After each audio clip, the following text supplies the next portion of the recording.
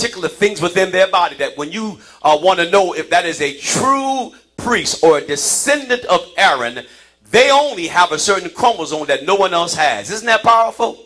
And so they were specifically called. They were wonderfully called. And so the Bible says that God calls us a priesthood and a holy nation. But we have concluded that it is not about us being what they are, but tell somebody it's about our function. What it refers to is the function of the priest. The priest's function was to bring God to the people.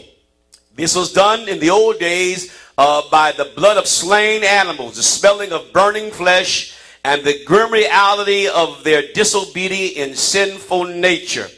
Don't look at the standing of the priest, but look at what the priest does. The priest's responsibility, if you want to look at it and think that it's a wonderful thing, a royal priesthood, let's define that in the context of their duties. I don't know if you and I would quickly run to the call of a pastor, prophetess, or elder if God told us our job was to preside over blood and gore. Our job was to slit the throat of beasts and spill the blood and burn it on the altars. And then we got done burning it, as if that wasn't enough, you then had to eat it.